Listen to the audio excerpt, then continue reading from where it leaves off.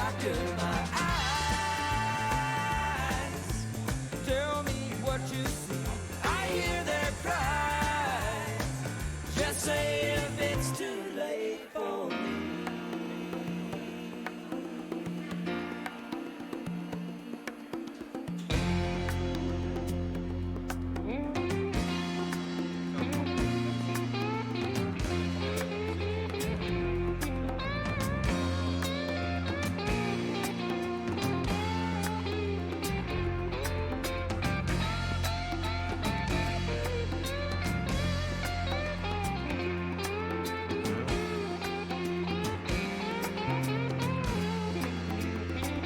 Doctor, my eyes,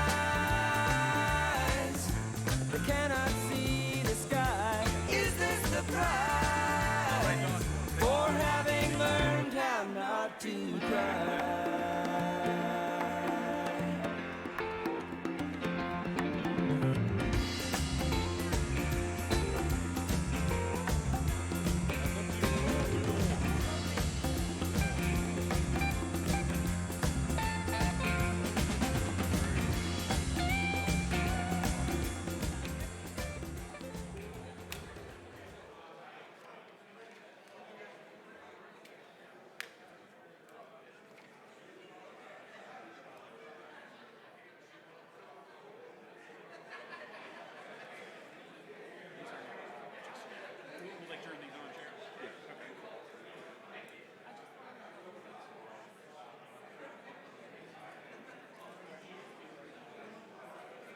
They will turn these speakers on. Do we need to let them know back there?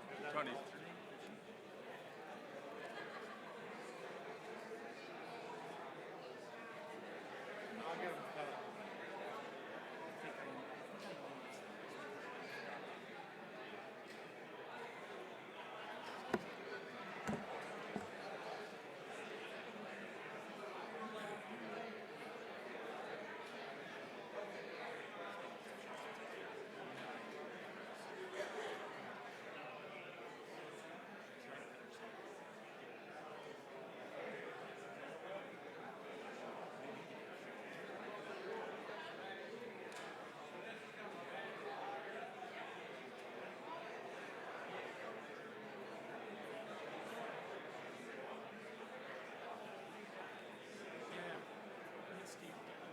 Give them a chance, get them on.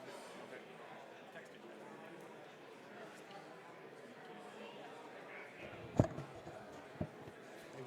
I think if they push that button, it might work.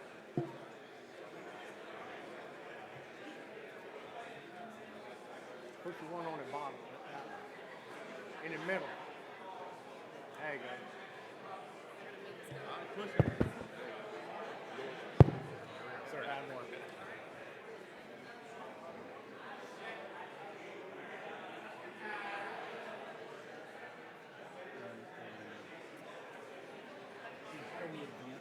Is there a clicker up there? Yeah.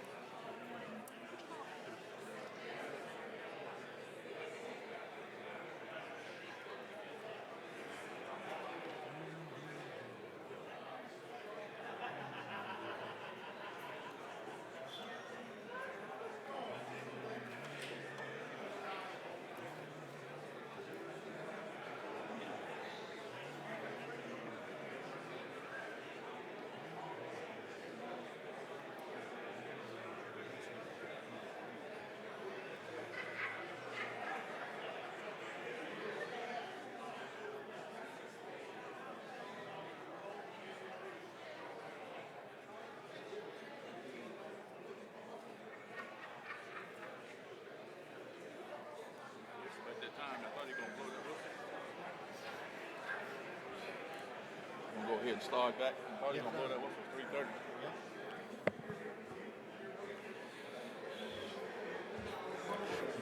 3:30. Okay, we would like to again thank the Virginia chapter FBI National Academy Associates for the break that we just had in the break room there. We appreciate their support.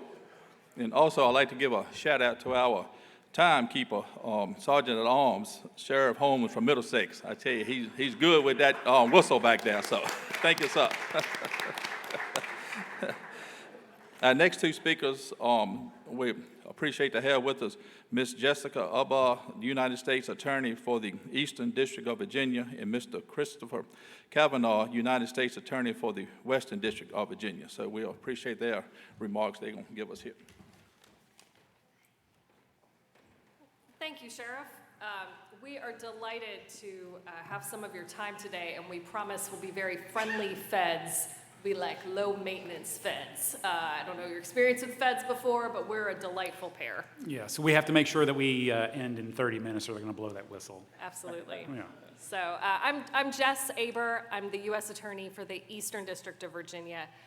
Like Chris, we'll both tell you that we are career prosecutors. I was in the office for 13 years before I was confirmed as U.S. Attorney. I believe very deeply in the relationships we as prosecutors, especially federal prosecutors, share with our federal, state, and local counterparts. And so that's why we made the drive here today, but I did not come nearly as far as Mr. Kavanaugh. Hi, how are you? I'm Chris Kavanaugh. I live in Charlottesville, Virginia, and I'm the United States Attorney for the Western District of Virginia. We'll talk a little bit about the district, but I've been a federal prosecutor for my entire career. I've spent the last 9 years in the Western District of Virginia and prosecuting cases there. And prior to that, I was a federal prosecutor in Washington, D.C. And I'm honored to be here to be able to chat with you guys today. So let me start by showing you, and we'll show you again, our contact information. We're providing to you our direct email addresses, our direct cell phone numbers, because we believe, again, and that's the reason why we're here, that we want to be partners and we want to communicate early and often whenever we can be of help to you. So where do we work? Chris, where's your half? So we have 3 offices in the Western District of Virginia. We have Charlottesville, Roanoke, and Abingdon that are 3 offices. And they service the 52 counties and 17 cities that are to the left of this red line. It goes all the way up to Frederick County and Winchester, down to Danville, Pitt County, and Halifax, and all the way out to Lee County as well, and everywhere in between. Those 3 offices service the 6 divisions that are in the Western District of Virginia through the 6 federal courthouses that are there. The Big Stone Gap Division is being closed and is now going to be serviced by Abingdon as well. So the Eastern District of Virginia is the eastern half, including here where we are. We have 4 divisions. One is in Norfolk, one is in Newport News, one in Richmond, and then one in Alexandria. So Chris, why should we partner? Well, I'm going to hand that over to you because on the agenda, that was the one that you were supposed to talk about. right, I definitely okay. have some answers to that, but I don't want to steal Jess's thunder. Prepared feds, that's Yes. who we are. Well, we should partner because not only are we delightful and responsive, but we're going to talk through several ways in which we sometimes, but not always, are able to help with cases in a different, sometimes better, not always, way than your state prosecutors. And have we, in fact, partnered with sheriffs before, Chris? Yes, on multiple occasions. We're going to talk about some of those examples from both of our districts, just to give you a sense of some of the cases that we like to be doing with our state and local partners, and especially our sheriff's offices. So I'm going to tell you a little bit about a few cases we've had in the Eastern District of Virginia recently that have involved sheriff's offices.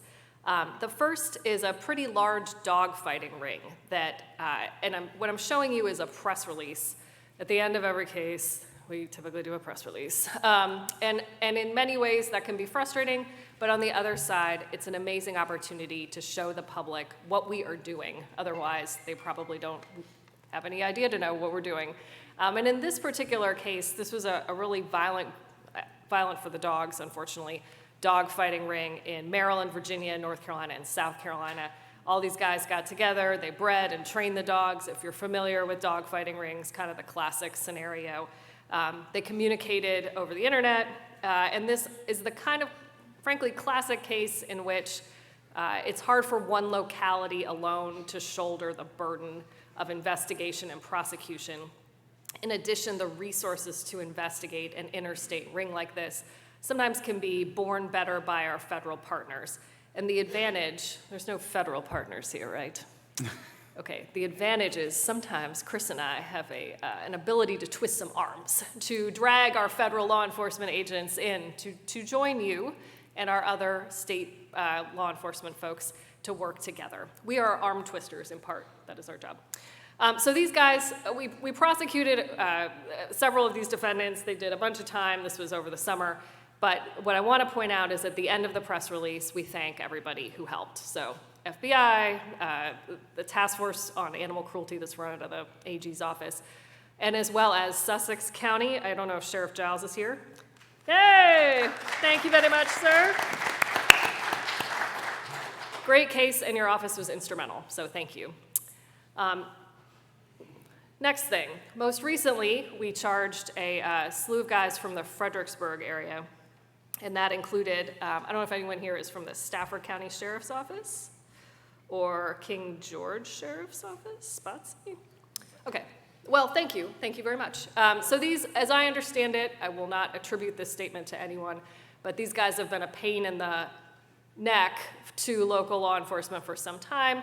We work together as local law enforcement as well as the FBI in Richmond to try to figure out the best way to charge these guys with drug charges that had mandatory minimums, the kinds of offenses that unfortunately have been really difficult to prosecute in state court. But over in federal court, different penalties, different crimes, different roundup. And it was really a great partnership most recently with the federal and state law enforcement. These guys are all pending trial. Next one we have is a shooting in Gloucester. Is anyone here from Gloucester? Sheriff Maddox?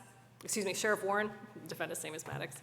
Okay, well, I need to give a special shout out to Sheriff Warren in Gloucester. He has been among our best partners in the Eastern District of Virginia, and he is really helpful to pick up the phone and call us and say, look, there's a situation, can you help? Sometimes we can, sometimes we can't.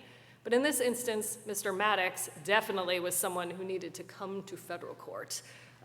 He was shooting folks, and he was arrested ultimately after a call for service from a drive-by across an interstate.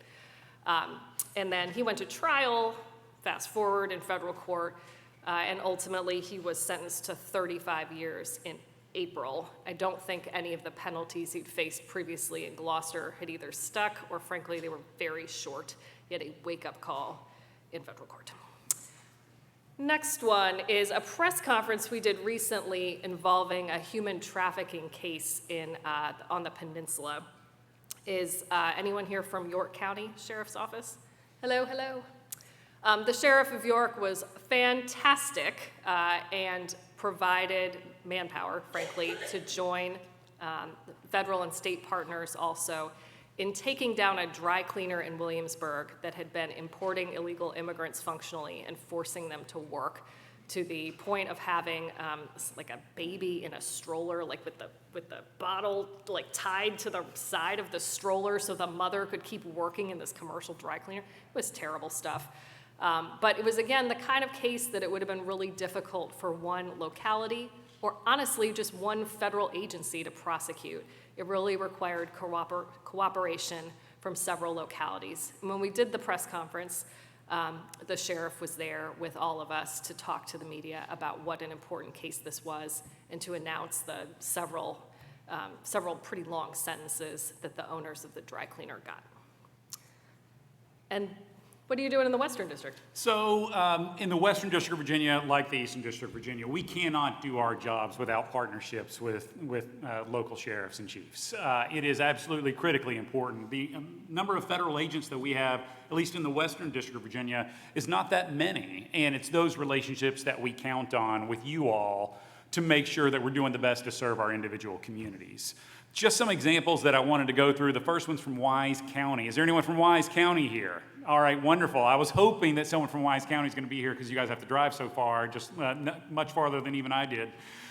So this is a case where we worked very closely with the Wise County Sheriff's Office, and they did such heroic work to identify someone who had poisoned 2 teenagers in the Wise County community in an overdose.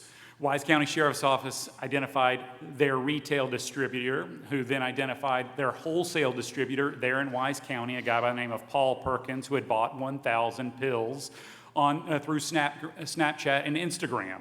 We arrest and charge Paul Perkins, we flip him, and we identify his distributor in California, Alexander Ortiz, who was responsible for and ultimately admitted to distributing 120,000 fentanyl pills through 20 different states. Mr. Ortiz cooperates, he identifies his distributor.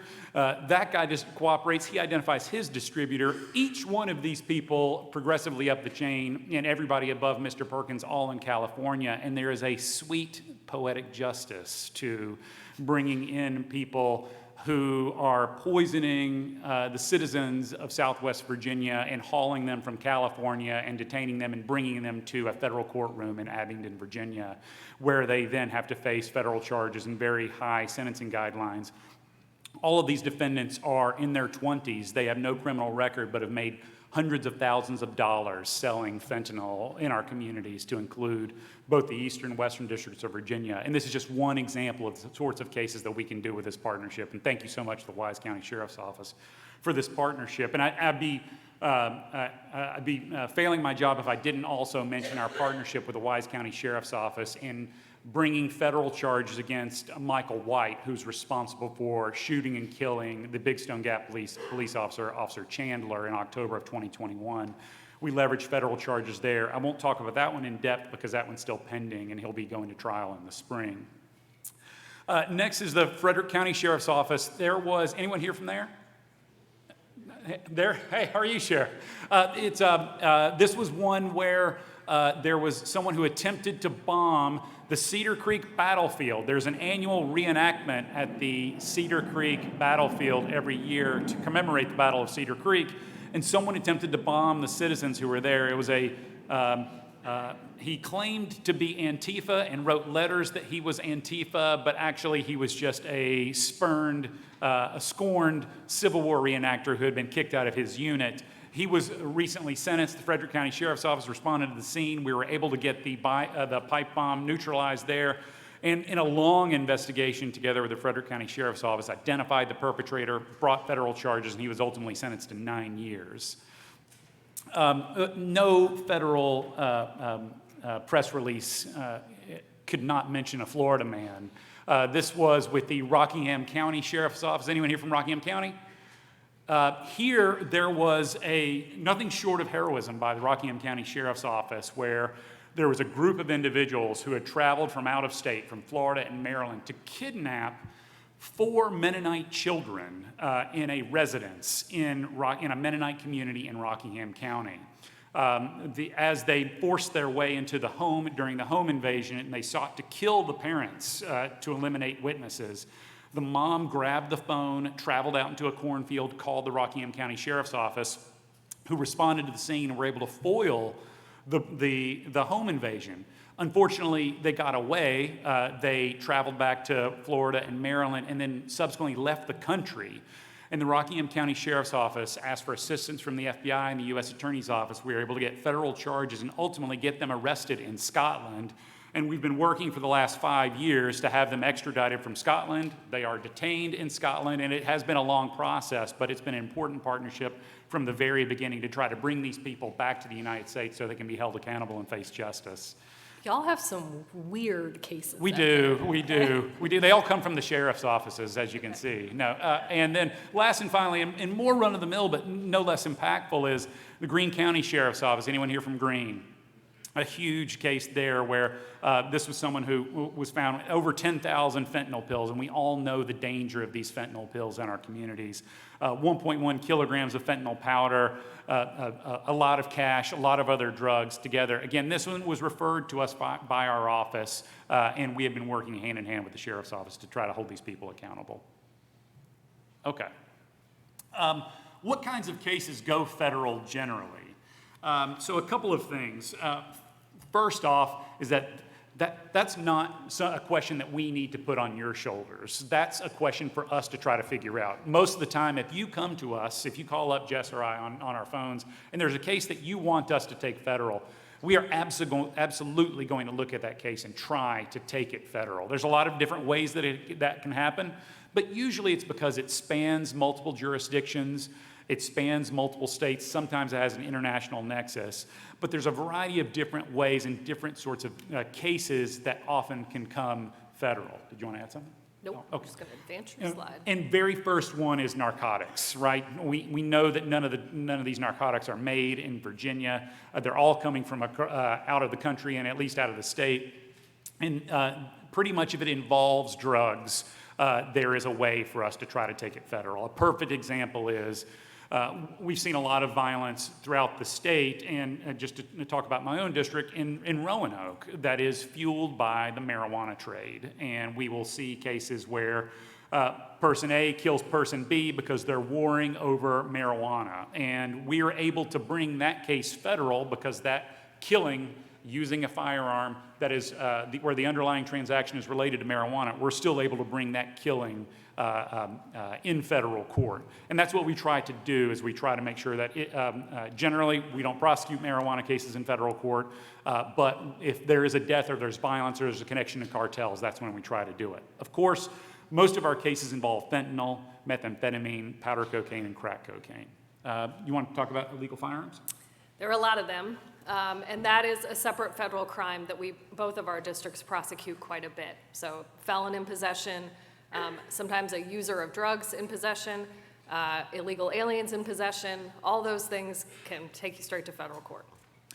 Carjacking is another one. If you have a carjacking, that car doesn't have to have crossed state lines during the carjacking or after. Because it was made outside of the state, we nevertheless can take that case federal.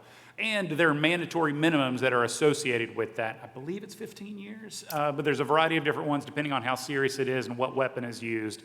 And we are very much interested in trying to bring those cases federal. Fraud cases. So we want to point this one out because in my own career as a fraud prosecutor, it was not uncommon for a little old lady to call her sheriff's office and say, hey, I got ripped off by my insurance salesman, by the internet. And it might be a discrete event in your locality, but as it turns out, if that is aggregated over the state or the country, it turns out there are lots of little old ladies, and that is, in fact, a very impactful federal crime. So what might seem like a one-off to you may, in fact, if we compare notes and are able to dig into what our federal partners have, might be part of something much bigger and really important to solving that crime. Yes, sir. So fraud cases against our elderly is huge, and we get those all the time. Who do we bring that to? Because, I mean, if we bring it to the FBI office, they may say, well, this one case, doesn't, rise to the level of, the monetary amount, that kind of thing. And who's investigating? Like, are you expecting, the locality to investigate it and then bring it to you, or a federal agency investigating it and bring it to you? I mean, we get them all the time. I'm sure there's sheriffs in this room who've had people that get called and say, hey, you missed jury duty, and, and if you don't come down, we're on the way to arrest you, but you can take care of it by just going down to your Walgreens and getting, that green doc card or whatever the heck it is.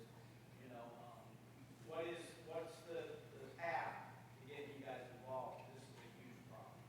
It is a huge problem, and I'm glad you mentioned the gift card / jury duty / robocall versus, so the other category I would say that I often receive calls about are elderly folks who have caretakers or kids who sort of rip them off by changing wills or that's a different ball of wax. But when it comes to the kinds of spam calls you're talking about, I will say personally, and I don't mean to invite this kind of contact for you, but I would welcome an opportunity to hear kind of the scenario, right? It could become a federal crime or it could become a crime that we can get our federal partners interested in investigating if the elderly person is able to have a record of the money they sent, if they have a phone number that they corresponded, that they called, or that they followed up phone calls with, right?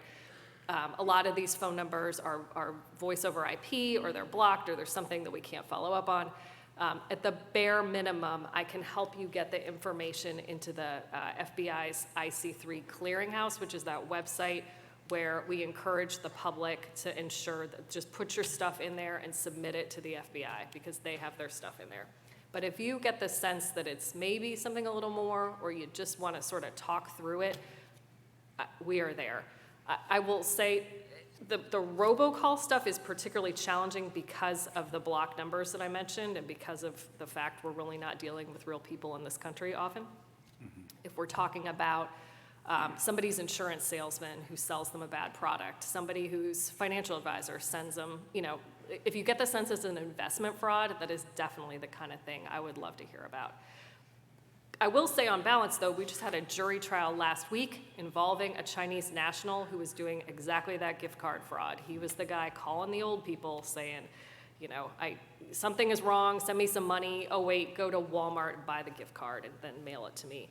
And we pieced that together over gumshoe work, frankly, with, I think it was a federal partner, but I have no doubt there were state partners involved too, and we just convicted this guy last week in Alexandria. So the bottom line is, you guys are all experienced law enforcement professionals.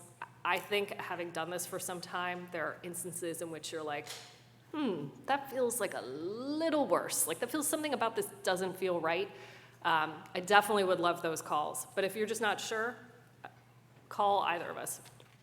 And to your second question, as far as who's going to investigate it, that is absolutely part of our jobs, is that we make sure that the cases that need investigation get investigated. Sometimes that is because we figure out a clever partnership with state and local law enforcement. Sometimes that's because we're able to find a federal law enforcement agency that we never knew existed that's interested in taking the lead, but has special agents that do this type of work. And then last and finally is that I'm trying to expand this as well, as I hired an in-house investigator, a former IRS agent, who that's all he does is these kinds of things when I can't find someone else to be able to investigate it. Thank you very much for the question. Another example of these sorts of cases that we take are the interstate transportation of stolen property. Some of you may have heard about the catalytic converters that were being stolen from many Toyota Priuses and other like vehicles throughout the state. Many of those cases have been taken federal because all of that is that palladium is being stolen and harvested and then shipped out of the state. And that's exactly the type of case that we can take federal. Child exploitation cases, of course, anything that sort of touches the internet, especially the kinds of fraud cases you're talking about, or other instances in which representations or contraband are being sent over the internet, federal crime. And then last and finally is hate crimes. There is no hate crime statute on the books in the state of Virginia. And there is a state statute that requires you to report hate crimes, but there isn't actually a hate crime that's on the books. But there is one federally, and you should feel free to refer any case that you suspect to be a hate crime. That's where someone is motivated and commits causes bodily injury against someone else because of their race, color, religion, national origin, gender identity, sexual orientation, disability. Please, we want to hear about those. And even if they're prosecuted at the state level, those might be the types of cases that we also still bring federal charges, even if the local Commonwealth attorney is going to bring those charges anyway, because that's an important interest of the Department of Justice. Last and finally, and this is a little bit of bad news, is I didn't want to have this presentation and not also flag a couple of things, the types of cases that we often don't take. Unfortunately, the federal system is not good with and hasn't been set up well to deal with juveniles. And that is such a problem for you and your communities, and we recognize that. But as of right now, it generally seems that the state system is better set up for many cases where you have a juvenile defendant. It's frustrating to both Jess and myself, but that's something that we run into and bang our heads against the wall a lot. The second is that a lot of times, if it's domestic in nature, whether it's a homicide or something or some sort of assault that's domestic in nature, often those are the cases where it's more difficult for us to find a federal nexus, and we often decide that that's better left to be prosecuted in state court. Okay, so a federal prosecution could be helpful generally in several instances, and we truly want to be a value add, which is why we're here. Investigative resources. One of the ways we can help with investigation is through our use of grand jury subpoenas.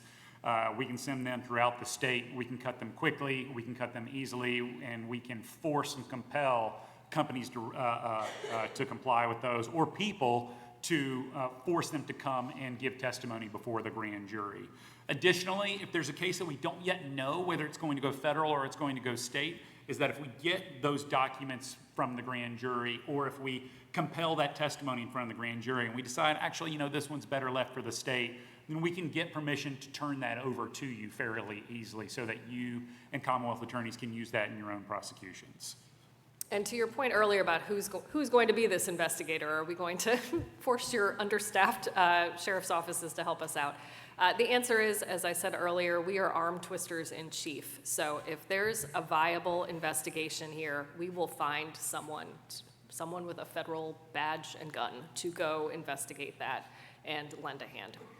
Pre-indictment seizures, the federal system is well equipped to seize money before a crime is charged. Assuming we're going to charge the crime, we try not to just seize money. But when you're talking about long-term complex investigations and the money is being spent rapidly, we are able legally to go grab the money and restrain it while the criminal investigation proceeds. Larger scope of conduct for sentencing. Sheriff Taylor, Pittsylvania County Sheriff's Office, we partnered with his office to prosecute a man by the name of Justin Stallings, a man who knew no jurisdiction in the amount of convenience stores that he would rob.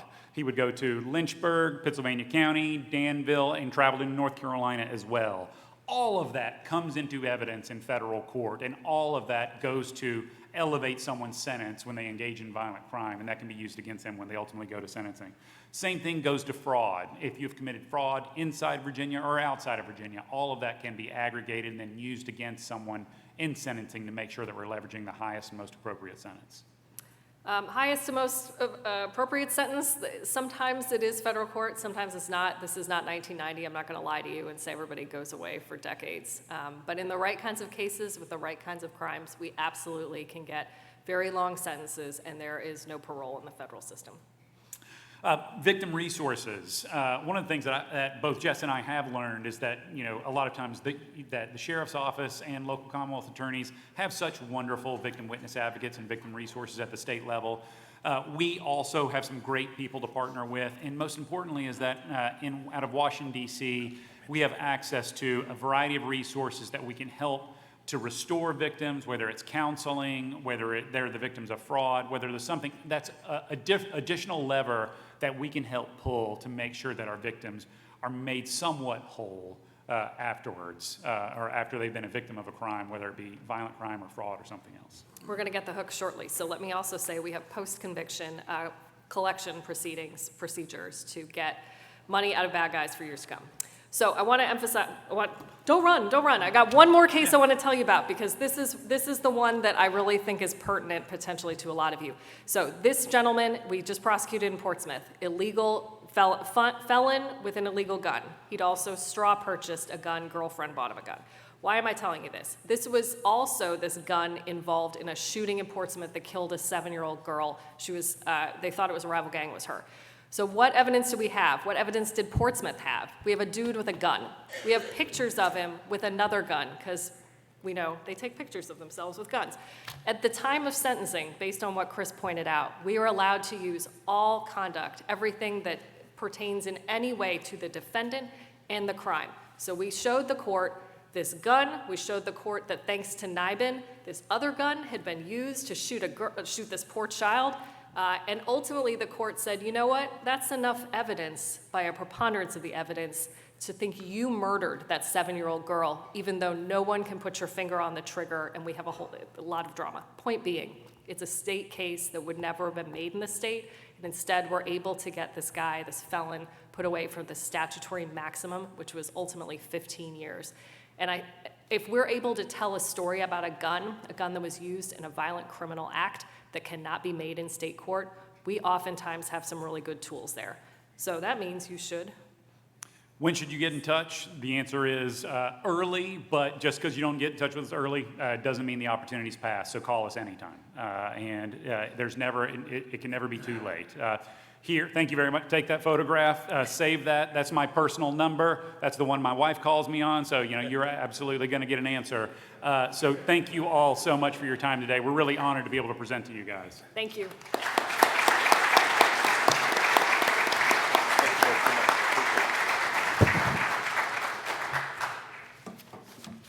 Okay, we thank them both so much for giving us that valuable information, and thank you all again.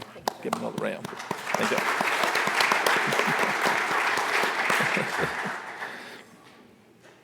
Okay, now we move on to the Special Olympics presentation. We asked Mr. David Thomason, the president of the Special Olympics of Virginia, to come forward, and he has a presentation for us. And Mr. Thompson has been with the Special Olympics of Virginia and has been in this role since 2022. And Mr. Thompson has been at Special Olympics since 1987.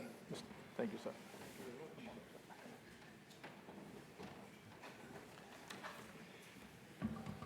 Good afternoon, and thank you for this opportunity.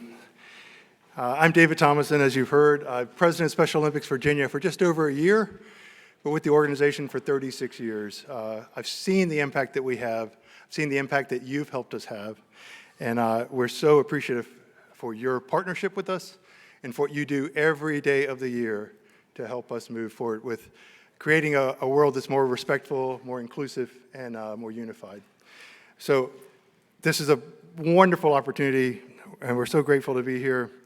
I thank you on behalf of our 20,000 Special Olympics athletes across the state, and on behalf of all of their communities. We are serving people across the Commonwealth just like you are, and we are working to make our community stronger and healthier just like you are. And it's because of your unwavering support that we're able to do these things. For 38 years, I thought 36 years at one organization was a long time, but for 38 years, your tremendous support has helped us achieve what we're doing in spades. And you tirelessly work to find new and innovative and increased ways to raise awareness and to raise funds. And you have definitely shown us how to raise funds. Under the leadership of this year's Law Enforcement Torch Run State Chair, Norfolk's own Sheriff Joe Barron, your efforts this year raised more than $1.5 million for Special Olympics Virginia.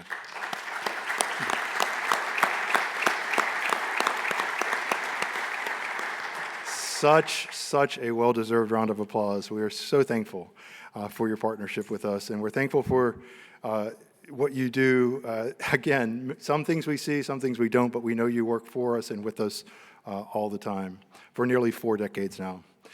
Over those 4 decades, law enforcement community's involvement has obviously grown, now to the point that we're in more than 300 agencies in Virginia, police departments, sheriff's offices, Virginia State Police, Virginia Department of Corrections, and some federal agencies.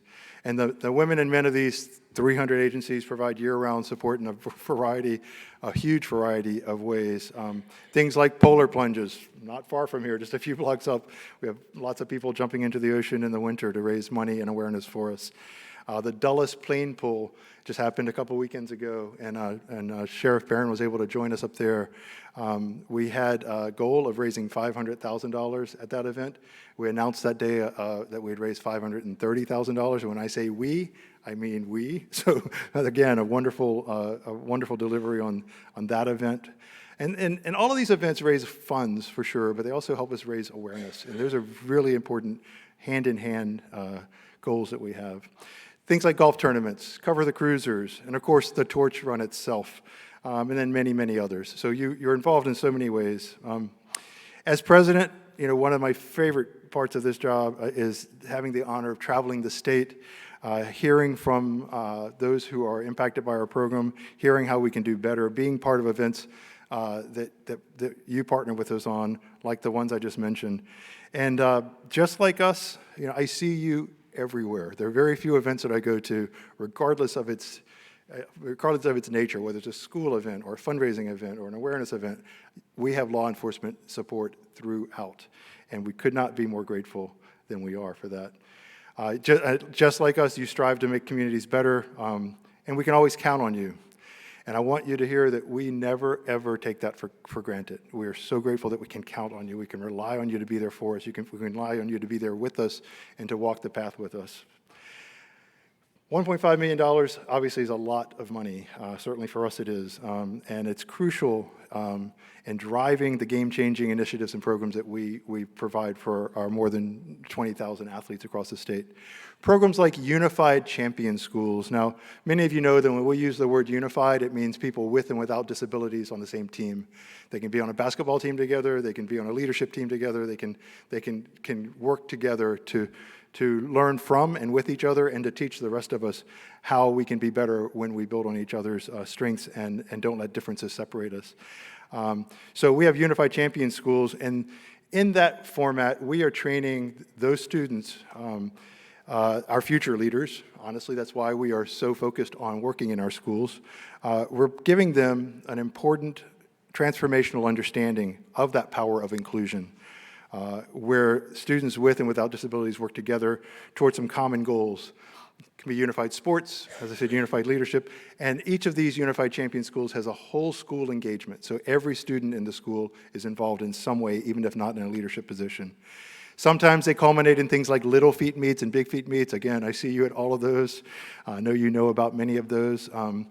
And I will tell you that we know that's effective. 100% of the school liaisons and administrators say that those schools with Unified Champions Schools activities are valuable to the students, and with and without disabilities. They change the understanding of each other. Bullying is decreased. Understanding is increased. Collaboration is better. 100% of our liaisons tell us that. We do a post-event measurement, and that's what we've heard. In fact, Virginia's work in schools has been recognized nationally because of the level of engagement that we've had. You're helping us to make that success. We're able to continue to build ground. Certainly we dipped a little bit with COVID just because of participation. We at that point were reaching 527 schools and about 455,000 students. It dipped below that. But you're helping us make us successful. In fact, I'm happy to report that we are now serving 480,000 students in nearly 500 schools. So slightly fewer schools, but more students. And that's helped us lead the nation, but more importantly, that's helped us lead our Commonwealth toward a better place for us all. And you're helping to make that happen. Those funds that you help raise help us do that. Another thing that it helps us do is Healthy Athletes Center.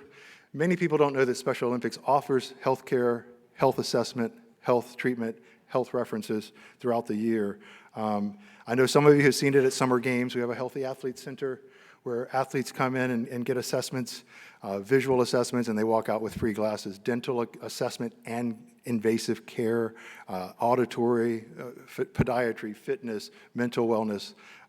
All of these disciplines are part of what we do with Healthy Athletes Center. And we do it primarily at summer games, but we're able to expand it. When we're back down in Virginia Beach in November, we plan to have a Healthy Athletes component at our fall championships so that we can continue to provide more of those. People also don't know that we're filling a critical need with that health care. Our athletes are marginalized in many ways, including in health care. Not always because of lack of access, but sometimes because of lack of understanding with the clinician and the professional. Maybe there's a different kind of communication that's necessary, and we're training those clinicians so that more and more people understand how to reach our athletes. In fact, our athletes are 2 times more likely to be obese, 2 times more likely to be less active, 2 times more likely to have cardiovascular disease and asthma, 5 times more likely to have diabetes, and this stat is one that every time I think of it, I know we're doing the right thing by trying to combat it. Our athletes have a life expectancy of 20 fewer years than the rest of us. 20 fewer years because of some of that marginalization. You are helping us change those lives. Often through this program, you're helping us save those lives. So thank you for that as well. In addition to the medical care and treatment, we're increasing our focus on fitness so that there's more of a proactive way to prevent some of these health issues. We have dedicated some of our resources toward developing fitness and keeping our athletes engaged year-round so they're more fit, therefore healthier, therefore fewer medical issues. Of course, another thing that many people know about and that you've helped us do are our state games. You know, you come to our summer games in Richmond in June, our basketball championships, which have been in Stafford, but this year are going to be moved to Henrico to a brand new facility so that we can have more fans in the stands. Our fall championships right here in Virginia Beach in November. And these games cost over $500,000 every year. But they provide 3,000 athletes with intellectual disabilities, ways to showcase their achievements, ways to show us what they are able to do. And again, you make that happen. So thank you so much. As we always do, our athletes are leading us, they're encouraging us, they're showing us what's possible, and they're cheering us on as we work toward our own goals. Honestly, showing us how it's done is something that comes pretty naturally to our athletes, and we can count on them to do that. They show us how to stretch our own belief in what's possible in sport, at their jobs, at our jobs, and our communities. So they're a great role model for us to follow. Through sport, Special Olympics Virginia provides access to successes like these that I've shared with you for those with intellectual disabilities. Our athletes find their successes on the court, in the pool, on the field, but they also find them, as I said, at school, at work, in leadership opportunities in their communities. We say at Special Olympics that we challenge the definition of possible. Too many times, our athletes are told, yeah, you can't possibly do that. You can't have a job. You can't live on your own. You can't fill in the blank, right? Very often, and rightly so, our athletes respond with, watch me. Through their actions, through their words, they say, watch me. I will show you. Watch me lead. Watch me succeed. Watch me change your mind about what's possible and what gifts all of us have that we can contribute. And by so doing, our athletes shatter that limited view that some of us have and show us what full potential actually means. And in addition to saying, watch me, often our athletes say, follow me. Follow my example of success. Follow my example of respect. Follow my example of inclusion. Follow my example of challenging what you're told you can and cannot do. I think we should follow them. I know we should follow them. I promise when we do watch our athletes and when we do follow our athletes, we're much better because of it. So we work every day alongside partners like you to ensure that our athletes and all of us are prepared to bring our A game to everything that we do. And in these ways and so many others, with your help, we are changing the world. I mean, I know it might seem like an overstatement, but I promise you we're changing the world. I've seen it. 36-year view is a long view. Many of you have a view that's about that long as well. We're changing things, and it's a really wonderful, positive change, and we're so grateful for your partnership with us as we do that. As I said, and as I hope you know, I always welcome the opportunity to thank our generous partners like you, but I also know that there is nothing like hearing from one of our own athletes directly. Their message is one of inspiration, one of hope, one of possibility, and it's now my distinct honor to introduce you to our next speaker. She's a prime example of how athletes redefine what's possible and how they encourage us to watch and follow their lead. Since becoming one of our Special Olympics Virginia Global Messengers, athletes who hone their story, find their voice, and share it with others, Caitlin Dykes has been changing the world, one person at a time with her messages. Her enthusiastic spirit and her impactful example of always bringing her best to everything that she does. Please give a round of applause to Caitlin Dykes from Chesapeake, Virginia.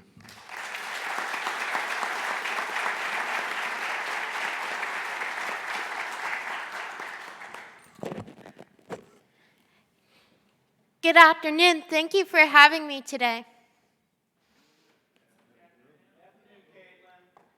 My name is Caitlin Dykes. I am from Chesapeake.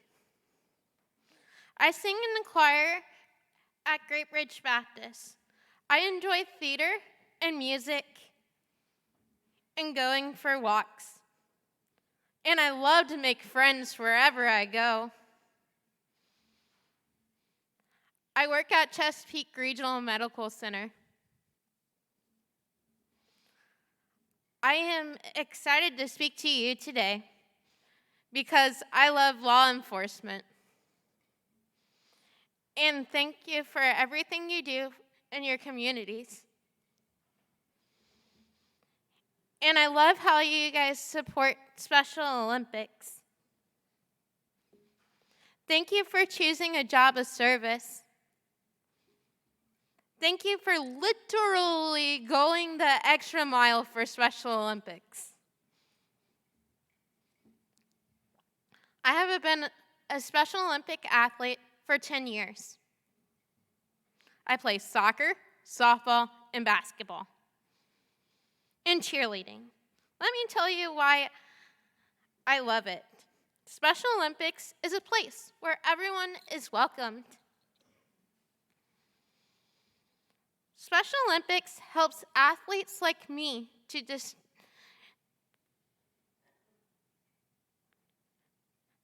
to experience joy and demonstrate courage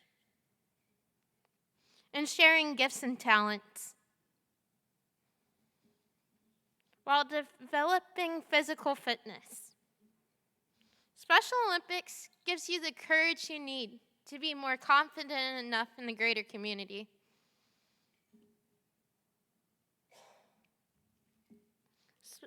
Special Olympics is how I got involved, to know so many sheriff deputies and sheriffs and other law enforcement heroes. I was working at my job when my friend Mr. Culpepper, Chesapeake's Hospital Chief Administrative Officer,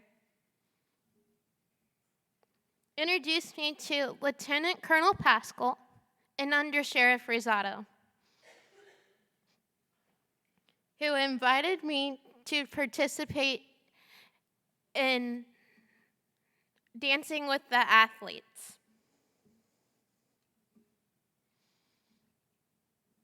I am also a sergeant in Jim O'Sullivan's elite unit.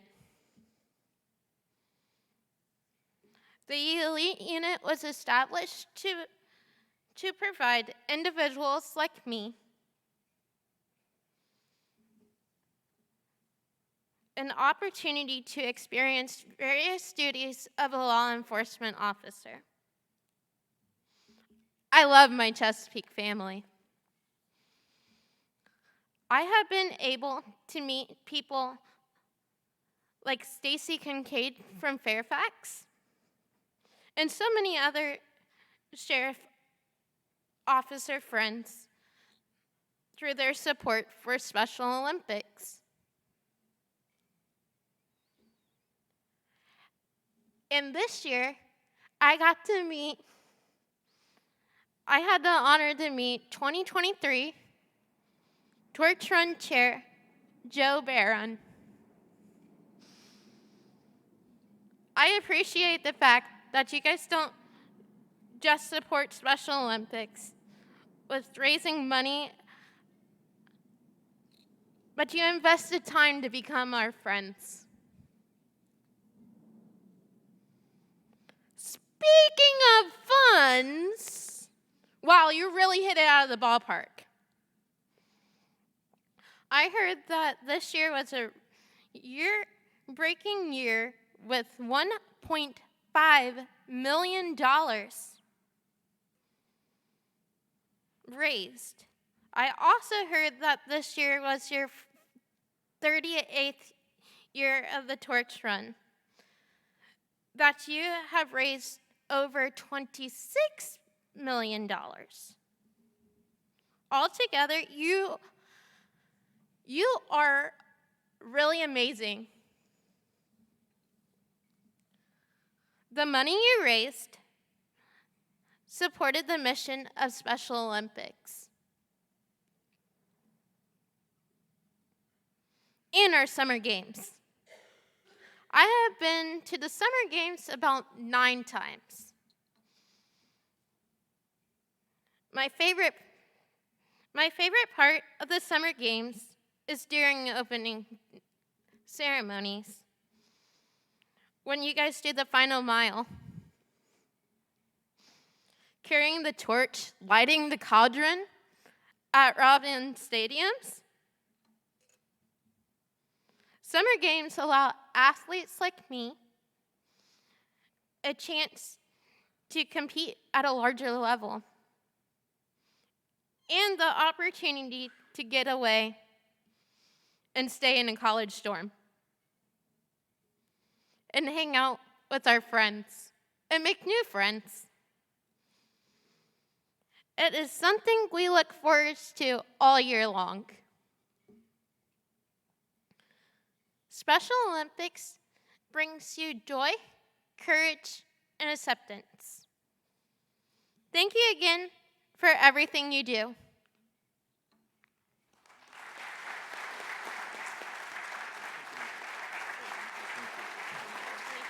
you. Thank you so much. Thank you.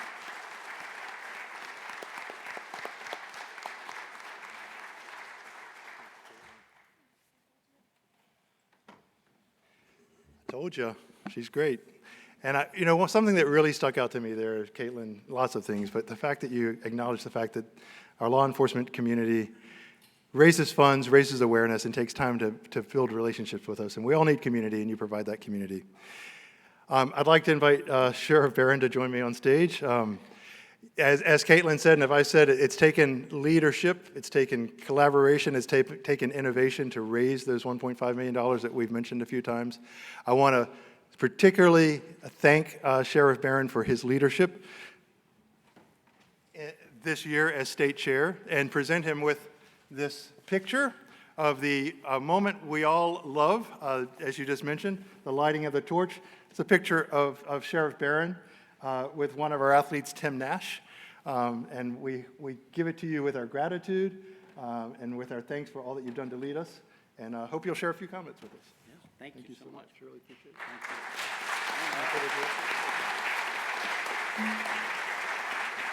Thank you. I know time is short, so very few comments. First of all, I'd like to thank all the sheriffs that are here today who, when I made that phone call and I asked you to be a regional director, you stepped up to the plate. I really appreciate that. I know there were some of you that were like, oh, what do I got to do? What do I got to do? Well, the Special Olympics staff and Roy, I want to point Roy out, really are supportive. And if any of you have ever interested in becoming a regional director, it's easy. Trust me, they make it easy, but it's so rewarding.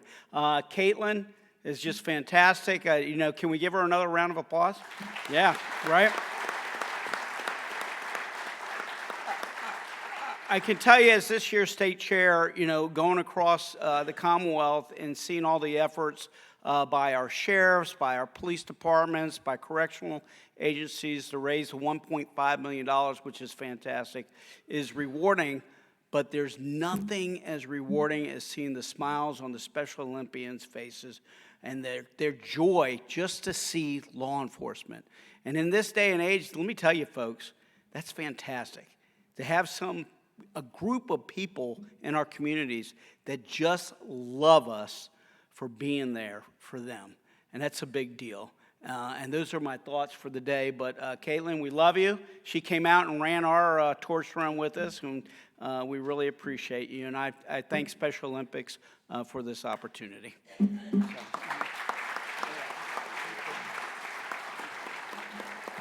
Thank you so much. We now want to recognize some of those leaders that Sheriff Barron mentioned. And I'd like to also acknowledge Roy Zeidman. Many of you know Roy Zeidman. He's led the charge with our law enforcement community for many years, has helped us build where we are. So if Caitlin and Sheriff Barron can help us present some awards, we have a few to give out to our region directors. First of all, from Chesterfield County, Sheriff Carl Leonard. You'll come forward. And I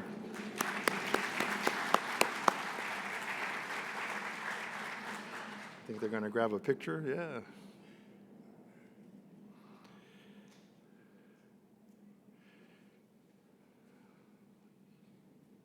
Great, thank you. Please help me thank Sheriff Timothy Carter from Shenandoah County. Sheriff Carter? Maybe Sheriff Carter's not here. Okay, we'll get that to him. And from Augusta County Sheriff's Department, please help me thank Sheriff Donald Smith.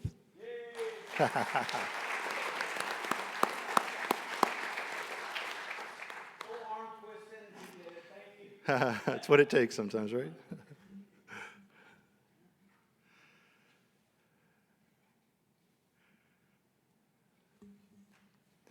Thank you.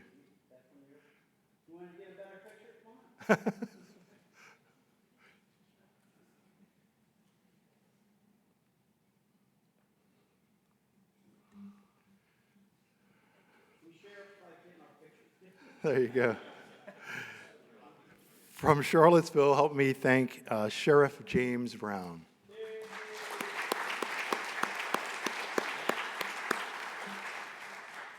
was one of those sheriffs that said, was a little scared at first, and I said, look, if the police department can do it, you can do it. And he's volunteered to do it again next year. Oh, fantastic. Thank you.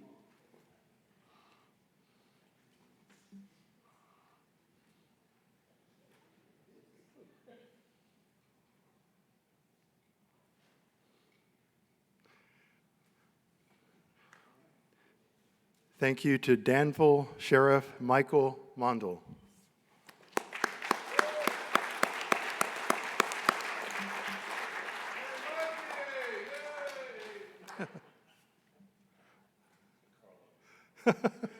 Here's Hardin.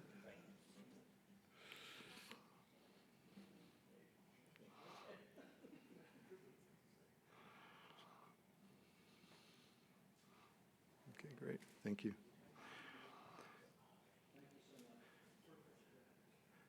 Help me thank Sheriff E. Grant Kilgore of Wise County.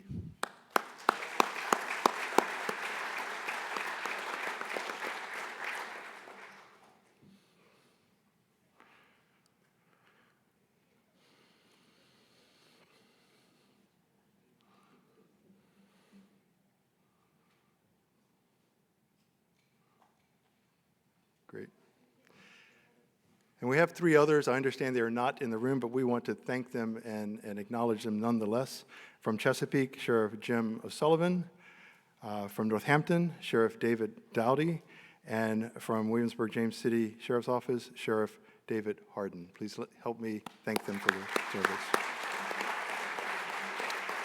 We'll be sure to get their, yes?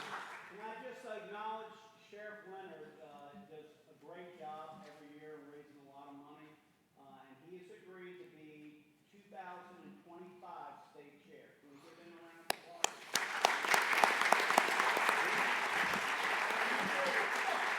Thank you for making sure that's documented. I appreciate that very much. Thank you, Carl, for doing that. One more huge round of applause for all of you who've done this for us. Thank you so much.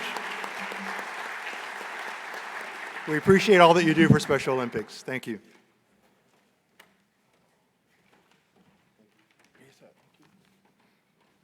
Okay, thank you, Mr. Thompson, and to all the sheriffs for all you do for the Special Olympics, and thank you, Caitlin, for your words of encouragement there. We thank you all.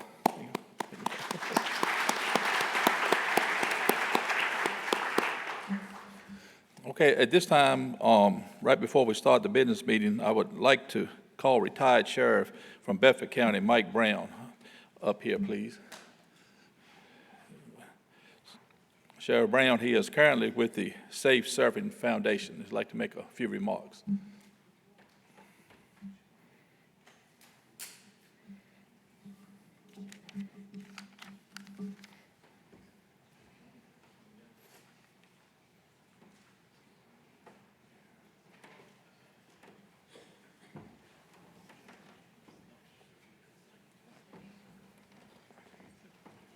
How you doing, my friend? Good to see you. Wonder why I'm up here.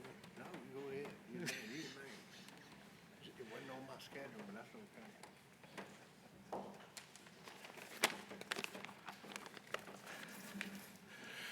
Good afternoon. It's a great pleasure to be here. I retired from the sheriff in business in 2019. Had 24 years in Bedford County, some of the greatest days that I can remember. I don't think I ever was disappointed in a day, and I certainly wasn't disappointed in my office as sheriff, but I'm here today. I was administrator and commander. How many of our ICAC, either Southern Virginia or Northern Virginia affiliate agencies, National Center for Missing and Exploited Children? We got a bunch. I've met a bunch today. Bedford County Sheriff's Office was very, very honored and fortunate to be, we received one of the first grants. We were one of the 10 recipients of the grants in 1968. I was commander, I'm honored to say, of this Internet Crimes Against Task Force for 21 years. Out of that task force grew a foundation called the Safe Surfing Foundation. ICAC task forces went after the slugs on the internet that were going after our children, and the Safe Surfing Foundation went after the children, trying to educate them, or in fact educating them as to the dangers of the internet. My way of thinking is we don't have any greater calling, I believe, in law enforcement to protect our children. And it's gotten exceptionally hard these recent years, before I retired and after I retired, because of the internet. And we're going on. What the Safe Surfing, again, we've been involved in protecting kids for 20 years. And standing beside me for the past 21 years has been my friend and your executive director, Mr. John Jones. For his support, the Safe Surfing Foundation would like to present him with an award. And if I may read, because the award is very small print, and this old man is having a hard time of seeing these days. But the award reads,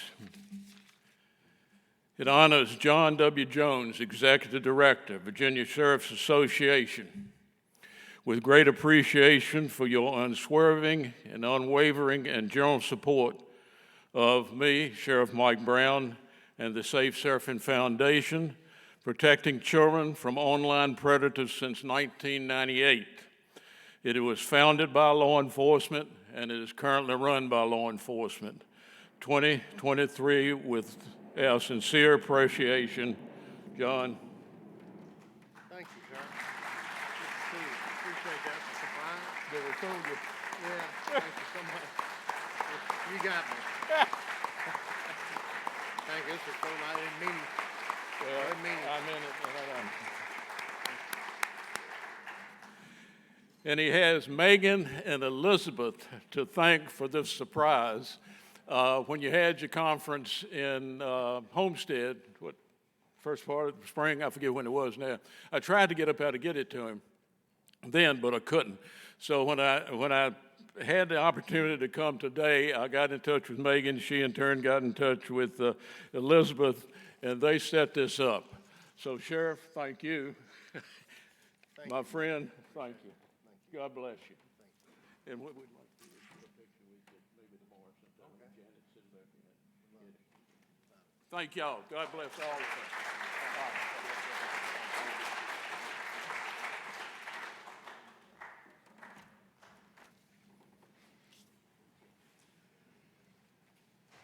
Okay, thank you, Sheriff Brown, for that presentation to John is most deserving. So at this time, we would like to call to order or go into session for a business meeting, and this is just for members only, so we give just